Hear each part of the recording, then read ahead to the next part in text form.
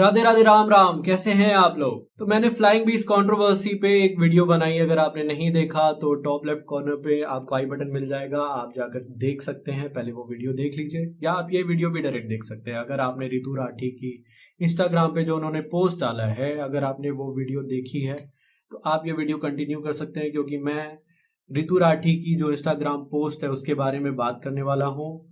तो अगर आपने वो इंस्टाग्राम वीडियो नहीं देखी है तो आप रितु राठी के इंस्टाग्राम पेज पर जाकर वो वीडियो चेकआउट कर सकते हैं। तो आप पहले वो वीडियो देख लीजिए, फिर आप इस वीडियो पे वापस आइए। यार मैंने एक इंटरेस्टिंग सबरेडिट पोस्ट पढ़ा और मैंने सोचा उसके बारे में वीडियो बनाते हैं। उसमें बहुत अच्छी बातें बोली गई हैं। इट वॉज वेरी लॉजिकल, तो I thought I discuss it with you. Also मैं कुछ बातें डिस्कस करना चाहूंगा जो रितु राठी ने अपनी वीडियो में इंस्टाग्राम पर डाली है। तो वो वीडियो का बेसिकली पर्पस ये था कि जैसे सोशल मीडिया पे स्पेकुलेशंस हो रही थी कि इनके बीच की जो लड़ाई है उसका कारण है maybe Gaurav Taneja cheated on Ritu Rathi. तो Ritu Rathi wanted to clear the air and tell everybody that it's not like that. Gaurav Taneja has not cheated on her, he is not at fault. उन्होंने ये बात बोली है। बेसिकली उस वीडियो का पर्पस और समरी ये था कि इस रिश्ते में अगर कुछ खराब हो रहा है तो जरूरी नहीं है कि उसका ब्लेम आदमी पर डाल दिया जाए। हस्बैंड और वाइफ के बीच में बहुत सी बातें होती हैं जो दोनों को चुभ सकती हैं, और दोनों ही अपनी अपनी जगह कहीं सही होते हैं, दोनों ही अपनी अपनी जगह कहीं गलत होते हैं। तो ये सब तो बातें ठीक थी। She did the right thing that she came out, broke her silence and cleared the speculation about Gaurav Taneja cheating in his marriage. लेकिन the video was problematic. The behavior and attitude of Ritu Rathi in that video was problematic. She sounded very arrogant, and that is something I have problem with, because I didn't like that video. There was a lot of negativity. उन्होंने सही बात को भी इतने गलत तरीके से बोला, इतनी नेगेटिविटी डालकर बोला। एक तो वो वीडियो इतना ज्यादा वियर्ड था। मतलब अगर आपने वो वीडियो देखी है तो आपको बहुत अच्छी फीलिंग नहीं आई होगी वो वीडियो देख के। और एक तो उन्होंने, अगर आप अब इतने डिफिकल्ट टाइम से गुजर रही हो एंड आप दुखी हो, आपने वो वीडियो बनाई, अपनी दिल की बातें रखी, और उसमें वो यार वियर्ड सा बैकग्राउंड म्यूजिक डाल दिया। इतना क्या आपके पास मेंटल स्पेस है, आप जाकर वो वीडियो बनाने के बाद आप जाकर उस वीडियो को एडिट कर रहे हो, साथ में एक बैकग्राउंड म्यूजिक भी उन्होंने बैठ के सर्च करी होगी, लाओ यार इस वीडियो के पीछे ऐसी कौन सी ड्रामेटिक बैकग्राउंड म्यूजिक में डालूं जिससे कि एक इफेक्ट पड़े और माहौल बने, है ना।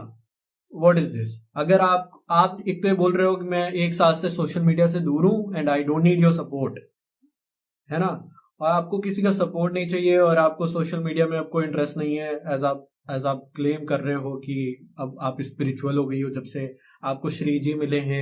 ये सोशल मीडिया की दुनिया और लोगों का सपोर्ट, हेट, ये सब कितना आपको फेक लगने लगा है।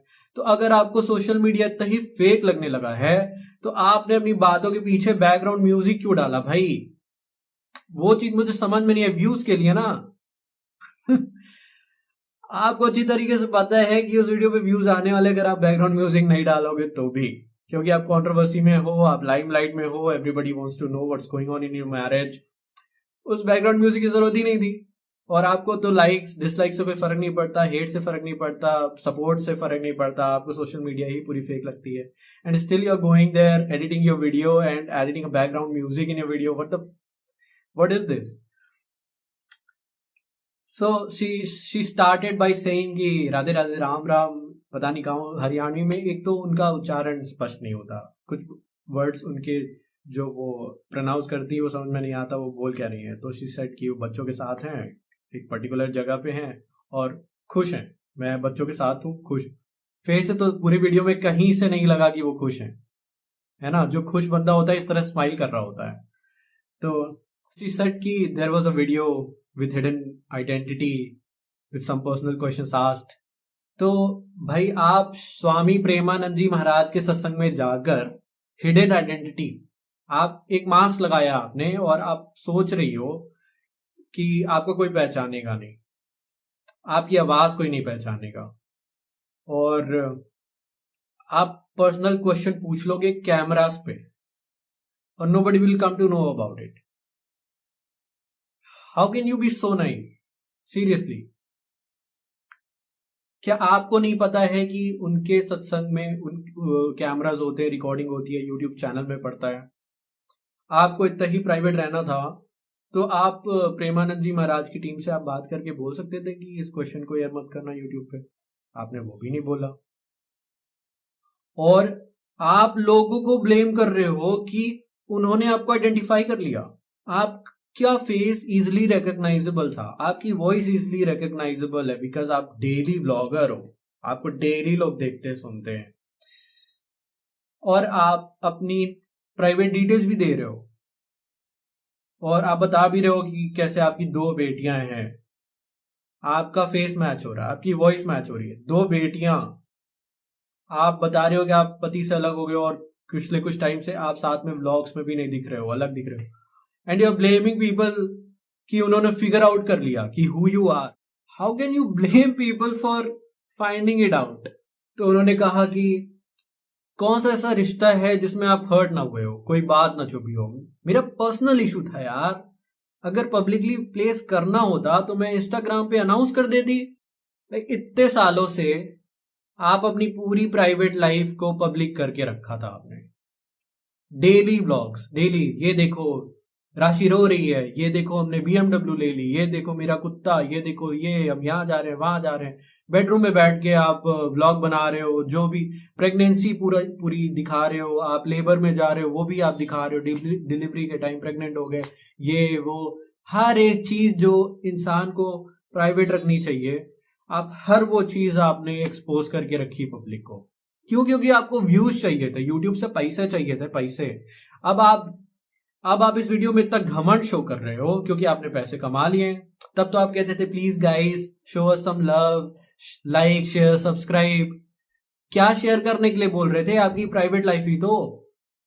और अब आपको प्रिवेसी चाहिए। It doesn't work like this.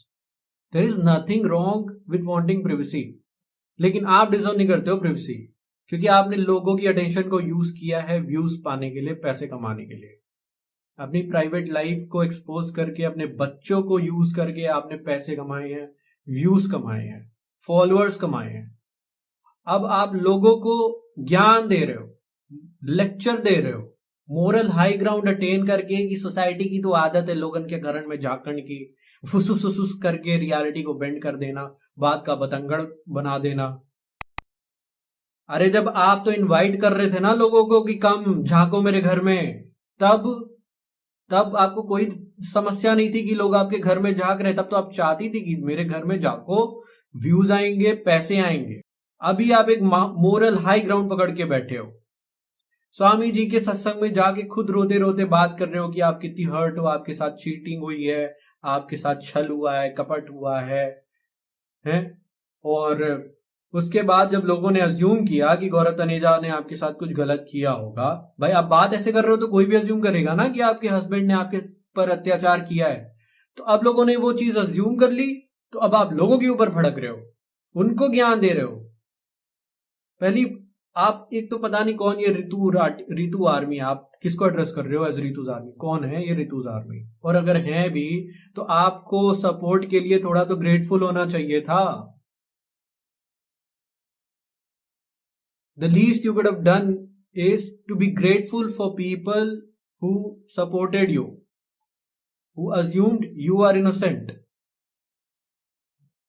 और आप बातों को एक रिस्पेक्टफुल वे में क्लियर कर सकते थे, अपने सपोर्टर्स को थैंक यू बोल सकते थे, और आप उन्हें बोल सकते थे कि आप स्पेकुलेशंस ना करें, मेरे हस्बैंड ने मेरे साथ कुछ गलत नहीं किया है। आप इस तरीके से बात कर सकते थे, लेकिन आप इतने घमंड में हो और आप अपने सपोर्टर्स को एक तरह से डांट रहे हो कि मुझे आपकी जरूरत नहीं है, अगर कुछ होगा तो मेरे श्री जी हैं मन संभालने के लिए।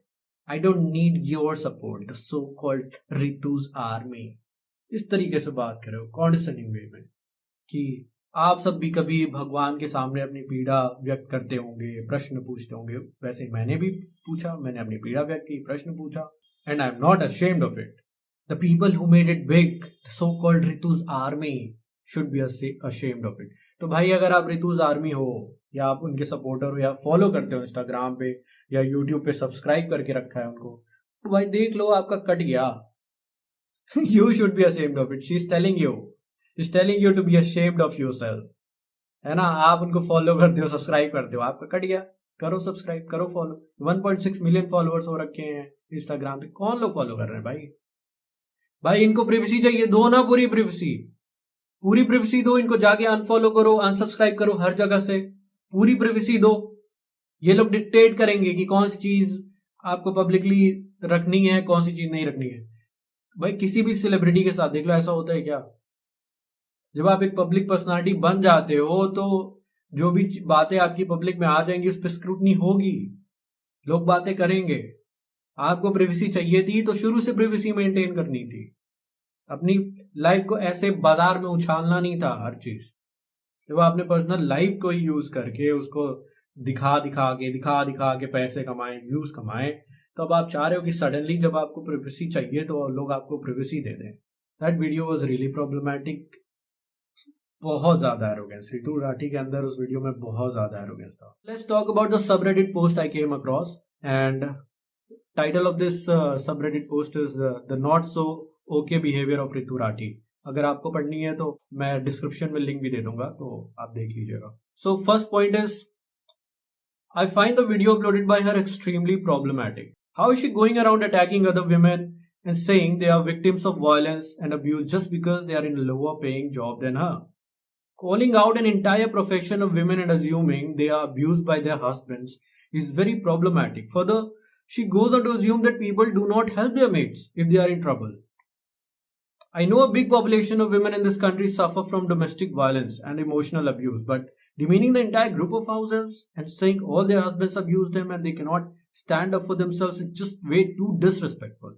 Also, maid is such a derogatory word, and I expect such so-called educated and highly earning people to face that out of their vocabularies at least.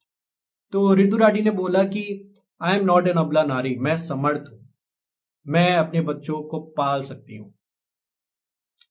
और रियलिटी चेक, वो जो मेड है आपके घर में काम करती है वो अबला नारी है। जाकर हो सकता है तो उसकी इश्यूज रिजॉल्व करो, उसके आर्मी बनो, मुझे तुम्हारे सपोर्ट की जरूरत नहीं है। तो आप अबला नारी नहीं हो, क्यों? क्योंकि आप पैसे कमाती हो, आप समर्थ हो, आप अपने बच्चों की देखभाल कर सकती हो। और वो मेड अबला नारी है, क्यों? पैसे तो भाई वो भी कमाती है ना, लेकिन वो मे बी थाउजेंड्स में कमाती है, आप करोड़ों में कमा रहे हो। तो जो वो बेचारी आपसे कम कमाती है तो वो अबला नारी है, वो अपनी देखभाल नहीं कर सकती, वो अपने लिए स्टैंड नहीं ले सकती। जो बहुत ज्यादा औरतें जो पैसे कमाती हैं बस वही समर्थ हैं, वही अबला नारी नहीं है। और जो बेचारी ये मेड्स हैं या हाउस हेल्प्स हैं वो अबला नारी हैं। क्यों? क्योंकि वो आपके जितना नहीं कमाती है। वर्किंग वुमेन तो वो भी है ना, आप अबला नारी नहीं हो because you're a working women, आप पैसे कमा रही हो। मेड भी तो वर्किंग वुमेन है, हाँ आपकी जितना नहीं कमा रही है तो क्या? What is this logic? Who is she referring to as Ritu Army here? I do not think there is any. She is giving herself way too much credit than deserved. People in this sub have always said that she has enabled her problematic husband, but if she gathered 2 cents of sense and realized what a weird relationship she was in, she should not hesitate to take a stand for herself.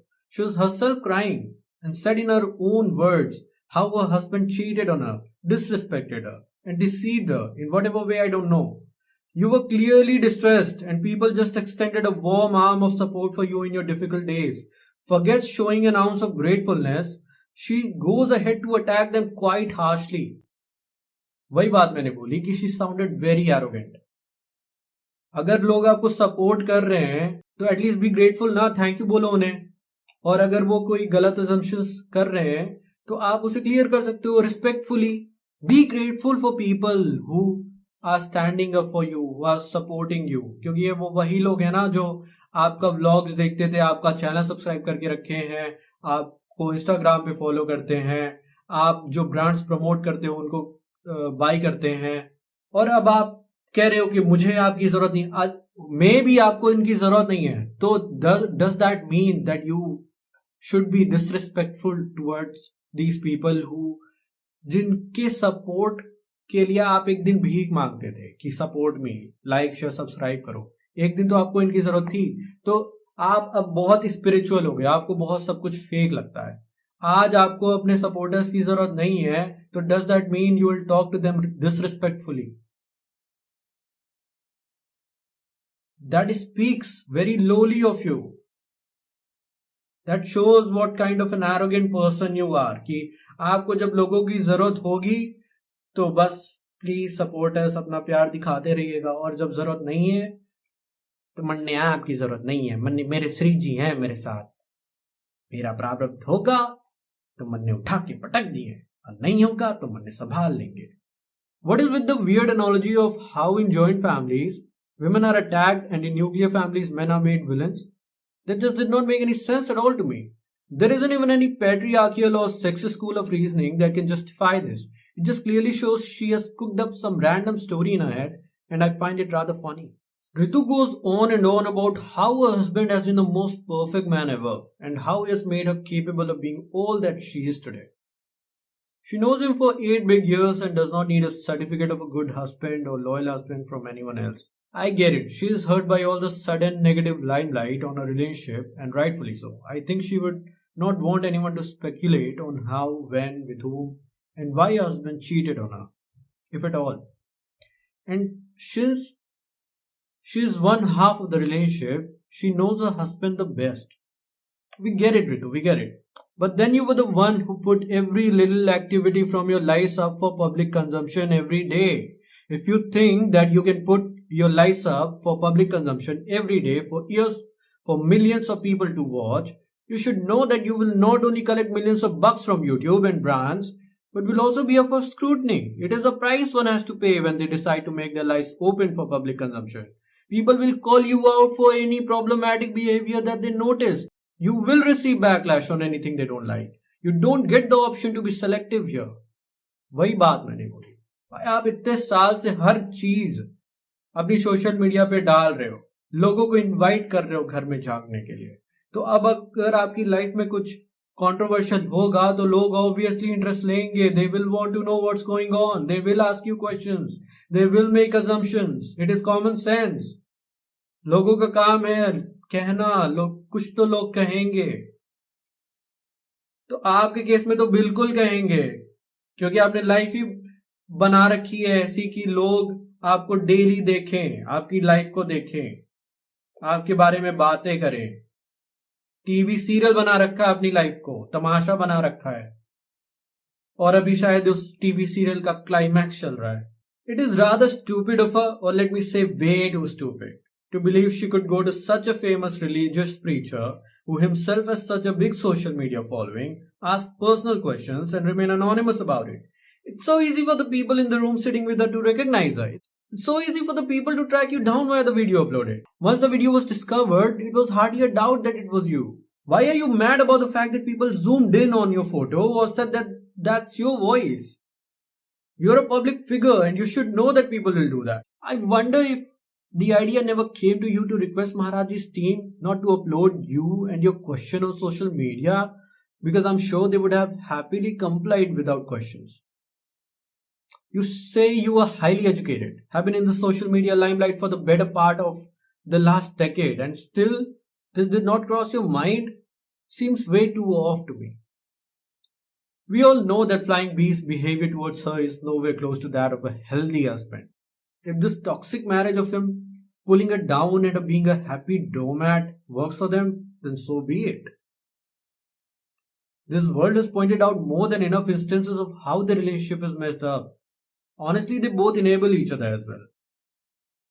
Let me just emphasize that this should not at all be normalized and seen by a young boy or girl as a relationship benchmark. The majority of people live in healthy marriages, be it coming from rural or urban backgrounds, be it swimming in a bathtub of jewels or coming from humble backgrounds.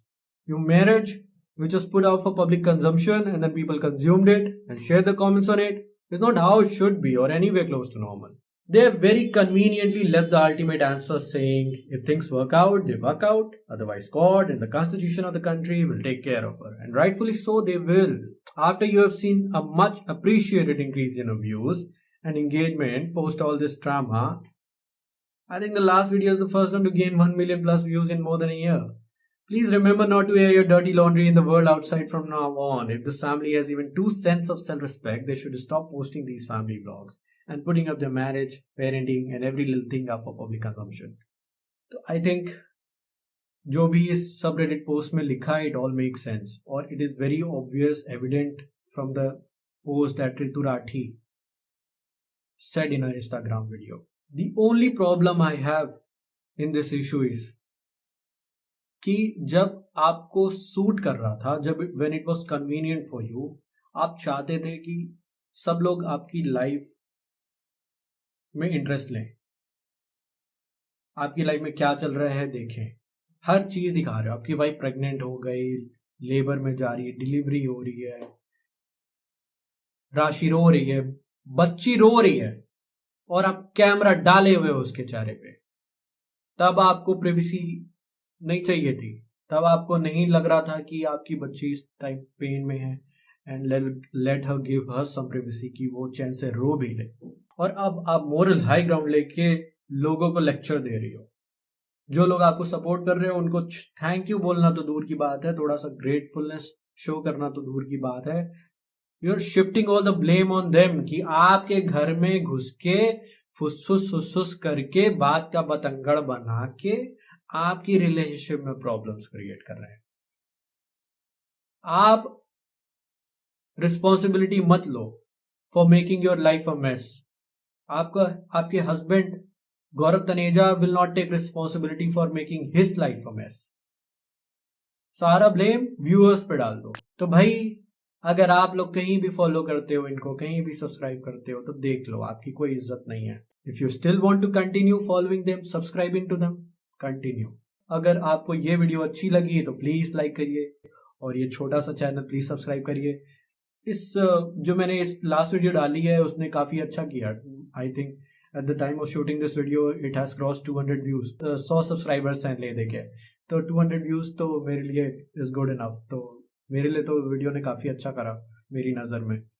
तो ये अगर आप कोई video अच्छी लगी और आप मेरा चैनल चेकआउट करिए और बाकी वीडियोस भी देखिए. अगर आपको वीडियोस अगर अच्छी लगे तो please consider subscribing to it. आप मेरे वीडियोस खाना खाते देख सकते हो या आप कोई काम कर रहे हो और आप चाहते हो कि कुछ आप कोई वीडियो लगा के आप सुन सको, जिससे कि आपका थोड़ा एंटरटेनमेंट भी हो जाए और साथ में काम भी हो जाए. क्योंकि बहुत ज़्यादा इस चैनल पे बहुत एडिटिंग वगैरह और एनिमेशंस वीडियोस दुनिया भर के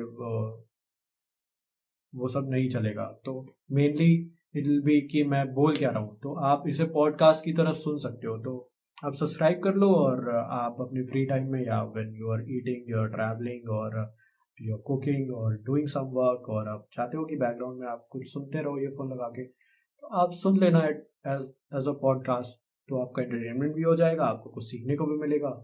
please consider subscribing to it. Thank you. Bye bye.